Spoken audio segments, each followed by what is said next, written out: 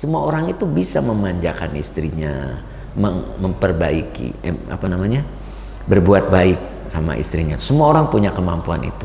Tapi nyatanya kenapa ada yang nggak bisa? Nah, itu berarti ada penghalang.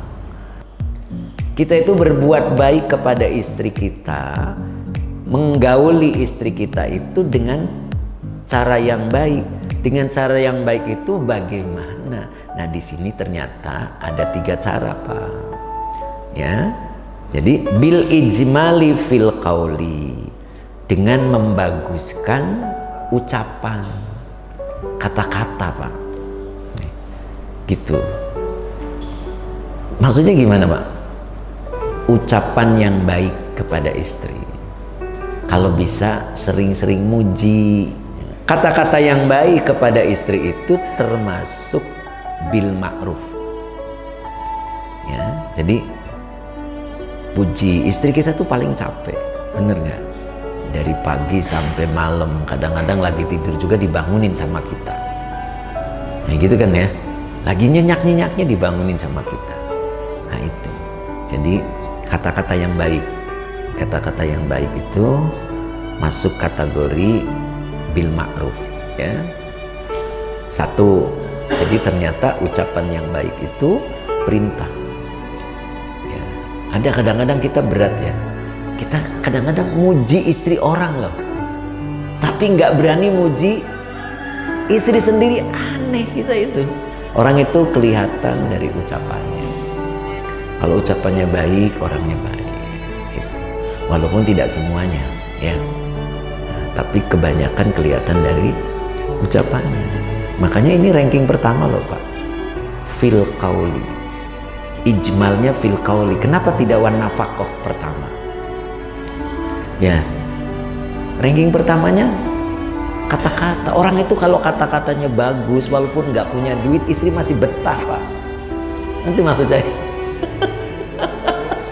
Walaupun nggak punya duit, asal suaminya ngomongnya baik, itu masih nerima. Walaupun duitnya banyak, kalau suami ngomongnya kasar sama istri pun nggak betah. Ya, makanya ini ranking pertama, kalimat itu ranking pertama. Mah yang sabar mah, orang lagi diuji kita. Tenang istri itu. Duitnya banyak tapi omongannya nggak enak diterima di hati, nggak betah. Terus yang kedua, wan nafaqah. Nafaqah juga termasuk cara berbuat baik kepada pasangan kita. Nafaqah itu relatif, Pak. Kecukupannya relatif. Kalau kita kalimatnya bagus pada istri, insya Allah. Makanya nafaqah itu tidak ada aturan dikasih semua, tidak ada. Kasih semua monggo, dikasih sebagian juga tidak salah suami. Tidak salah. Kalau kasih semua berarti Bapak mempercayakan kepada istri, dan istri harus menerima ketika ibunya kita membutuhkan sesuatu. Karena kita itu masih ada kaitan dengan ibu kita. Jadi kalau kita mau ngasih duit sama ibu, nah istri harus tidak boleh marah kalau duitnya memang dikasih semua. Makanya ada suami yang memberikannya tidak semua gitu. Kenapa? Karena tahu istrinya suka merasa berat ketika memberikan pada ibunya. Padahal istri sendiri nanti punya anak laki-laki, yang anak laki-lakinya punya kewajiban kepada ibunya. Islam itu adil. Nah, makanya kita jangan sampai istri kita menjadikan fitnah buat kita karena ibu kita. Jadi tetap ibu kita harus diurus, ya. Jadi nafkah itu harus adil. Harus adil. Kan Ustaz, istrinya cuma satu, adilnya di mana? Adil dengan ibu kita. Karena kita punya kewajiban dengan ibu. Makanya saya pernah cerita ya, anekdot, cerita lucu. Bapak habis sholat maghrib, laporan ke istri, mah aku tadi kirim Fatihah buat ibu. Ridho mah? Ridho. Pasti dia jawab ridho. Ya kan? Habis sholat isya laporan lagi, mah tadi aku kirim Fatihah buat bapakku. Ridho mah? Ridho. Habis sholat subuh bapak bilang, mah boleh nggak kalau gaji bulan depan setengahnya buat ibu saya? Ridho nggak? Pasti mendelik-mendelik mata. Ya bener nggak? Tuh makanya tidak ada kewajiban Tidak ada aturan memberikan semuanya, itu tidak ada. Tapi ketika istrinya sudah baik, bagus, papa kasih semua. Atur gitu kan, gitu. Nyambung tuh? Nyambung ya. Yuk kita benahin Pak, sama-sama saya juga benahin. Ya, sebab perintah wa ashiruhunna bil ma'ruf. Terus wal mabit. Mabit itu apa? Nginep ya, gampangnya nginep gitu. Kita tuh nginep rajin tuh dulu aja waktu masih baru. Bener tidak? Bener tidak? Iya kan? Sekarang mah udah nggak nginep lagi. Kadang-kadang kita di depan TV, istri di kamar. Bener nggak? Kadang-kadang kita sama anak, istri sendirian. Padahal ini ada mabit Pak. Nyambung deh. Iya itu. Jadi menurut perintah ini sebetulnya harus, artinya harus kita itu ya minimal ngobrol lah. Ya, 3 hal ini termasuk kategori asyiru, kategori bergaul dengan ucapan, dengan nafaqah, dengan mabit, gitu. Ya. Nah untuk nafaqah Pak, ini untuk nafaqah kebanyakan orang itu mulai berantakan di sini. Karena pemahaman kita itu nafkah itu 2, ya kan ya? Nafkah lahir, nafkah batin. Nafkah lahir semuanya pada pinter. Nafkah batin ini yang kadang-kadang kita belum paham. Dikira nafkah batin itu malam Jumatan doang. Bener kan ya? Quran itu nafkah batin, Pak. Quran itu nafkah batin. Jadi kita harus sering menginformasikan tentang agama kepada istri kita. Kalau kita tidak sempat, izinkan istrinya mengaji. Kalau tidak sempat, kita yang memberikan informasi. Gitu, begini loh, begini kita ajarkan. Begitu, itu termasuk nafkah. Ya, tidak diberikan berarti kita tidak asyiruhunna. Gitu, itu termasuk nafkah. Sama dengan kewajiban orang tua. Kewajiban orang tua itu 3 ya Pak ya. Pertama memberi nama yang baik. Yang kedua mengajarkan Quran. Yang ketiga menikahkan ketika sudah siap. Ya, sudah siap anaknya, itu kewajiban kita orang tua. Nah, gitu. Nah, kadang-kadang di dalam perjalanan itu bakal menemukan yang selanjutnya, fa'in karihtumuhunna. Maka jika kalian menemukan sesuatu yang tidak cocok pada mereka, tidak sesuai dengan mereka, fasbiru, itu perintah. Jika kita menemukan sesuatu dalam perjalanan rumah tangganya, menemukan ketidakcocokan gitu. Kalau dulu kan masih bisa dibuat-buat Pak, bener nggak? Kalau udah lama itu udah ketahuan semua, watak aslinya ketahuan semua. Nah ketika menemukan sesuatu yang tidak cocok, fasbiru, maka kalian bersabarlah. Gitu. Sabar ada batasnya nggak? Ada. Awas. Yang batasin bukan kita, Allah. Sabar. Ketika menemukan yang nggak cocok, sabar. Saking beratnya, sahabat sendiri bertanya Pak, mata nasrullah, mana pertolongan Allah? Itu sahabat, apalagi kelas kita ya. Ketika menjalani rumah tangganya, pasti di dalam perjalanan itu ada suka dan duka. Bahkan kadang-kadang banyak duka ya. Ada yang banyak dukanya itu. Pahalanya gede tuh kalau sabar. Ya. Fasbiru, kalian bersabarlah. Para sahabat sendiri yang sudah digembleng oleh Rasul bertanya, mata nasrullah, kapan pertolongan Allah ya Rasul, kapan? Saya itu udah lama begini ya gitu. Apa kata Allah? Pertolonganku sangat dekat. Karena Allah yang tahu, dikit lagi loh, dikit lagi, kita kan nggak tahu. Makanya ikuti kemauan Allah. Ya. Pertolonganku sangat dekat, sangat dekat. Ya, karena kita tidak tahu, bahkan ada yang balik lagi. Bener nggak? Ada yang balik lagi. Nah itu. Nah, di dalam sesuatu yang tidak disukai kemudian kita jumpai, fa'asa antakrohu. Boleh jadi kalian tidak menyukai syai'an, sesuatu yang ada pada diri pasangan kita. Ternyata Allah sedang membuat wa yaj'alallahu fihi khairan katsiran. Gitu.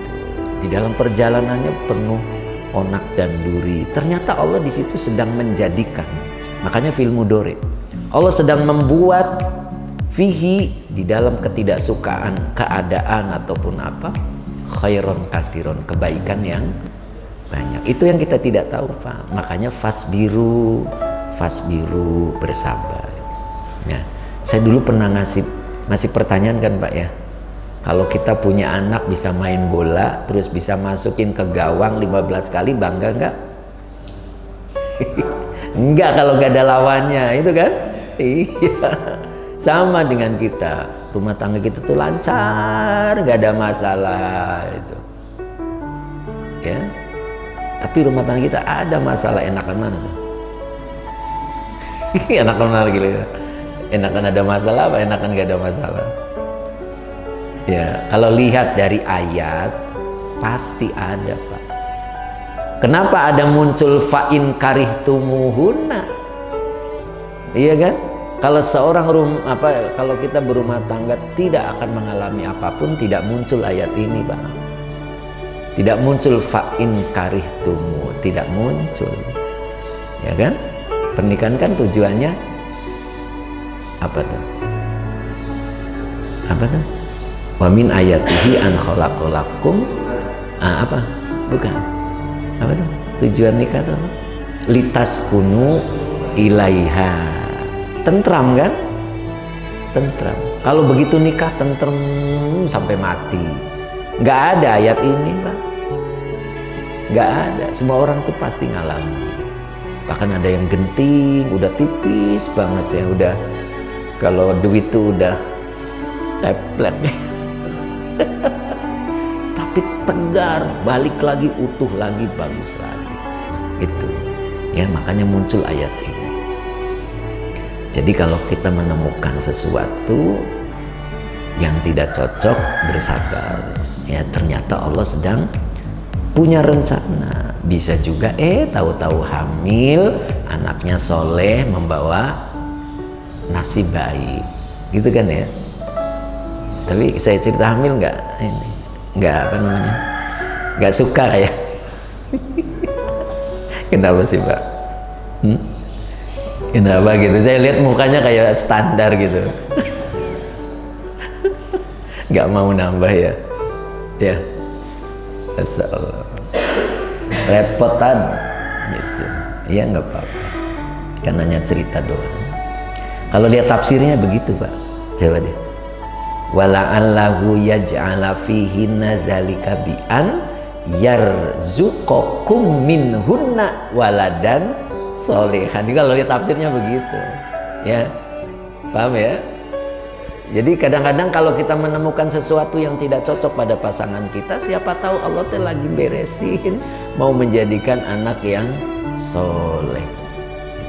Makanya ketika anak kita menemukan sesuatu yang kita tidak sukai, balikin pada diri kita. Berarti kita kurang berbakti kepada orang tua. Itu rumusnya. Ya, rumusnya itu, Pak. Ya, kata Nabi apa? Laisa minna man yarham sohirona wa yu'akhir kabirona. Ingat itu. Tidak termasuk golonganku, kata Nabi, orang tua yang tidak sayang sama anaknya, anak yang tidak berbakti kepada orang tuanya. Ini perintah buat siapa? Buat anak apa buat orang tua? Buat orang tua, bukan buat anak. Buat orang tua, ini perintah buat orang tua, padahal dua-duanya ada. Coba tadi apa? Tidak termasuk golonganku, kata Nabi, orang yang tidak sayang sama anaknya dan anak yang tidak berbakti kepada orang tuanya. Ini perintah buat orang tua. Iya, betul, orang tua juga anak. Maksudnya apa? Kalau anak kita tidak sesuai dengan yang kita mau, perbaiki kita dengan orang tua kita. Perintah ke kita itu. Bukan satu-satu, bukan.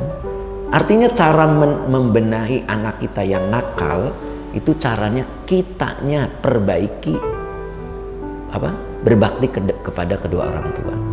Kalau anaknya kecil mungkin bapak masih biasa. Kalau sudah mulai SMP, SMA terasa pak. Kalau masih kecil kayak Pak Ade, kecil-kecil belum Pak Ade, masih tenang.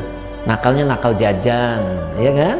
Iya, coba kalau udah mulai SMP, SMA, lihat teman-temannya. Nah, itu udah mulai di situ. Makanya perbaiki kita ke orang tua kita. Nah, itu rumusnya. Jangan sekali-kali marahin anak. Nanti saya jelaskan nanti khusus tentang tidak boleh memarahi anak. Ada itu. Jadi ternyata tidak boleh. Ada yang bilang, Ustadz, saya marahin anak itu tujuannya mendidik. Tidak ada pendidikan dengan marah, tidak ada. Rasul tidak pernah mencontohkan. Lah itu Umar dimarahin istrinya diem aja Ustadz. Loh beda. Umar dimarahin istrinya diem aja. Pernah dengar ceritanya Pak ya? Iya. Umarnya yang dimarahin, gimana sikapnya Umar? Diem. Yang diambil Umarnya bukan istrinya. Istri Umar tidak jadi rujukan. Iya, tapi Umar bin Khattab jadi rujukan. Ngerti nggak? Jangan salah, Ustadz itu kan Umar dimarahin dulu sama istrinya, diem aja. Umarnya yang diambil rujukan sama kita. Jadi kalau istri kita bla bla bla marah, dengerin aja. Kalau udah selesai tinggal shodaqallahul adzim. Oh, udah beres, nggak usah pakai marah. Yang waras yang ngalah. Berat ngomong ladenin 11, 15 langsung. Kebanyakan istri tuh kayak gatel, kalau digaruk-garuk makin melebar. Istrinya udah doyan ngomong, kitanya ngomongin lagi, tambah lebar pak. Udah aja, iyalah aku yang salah, udah titik. Istri juga lama-lama diem sendiri.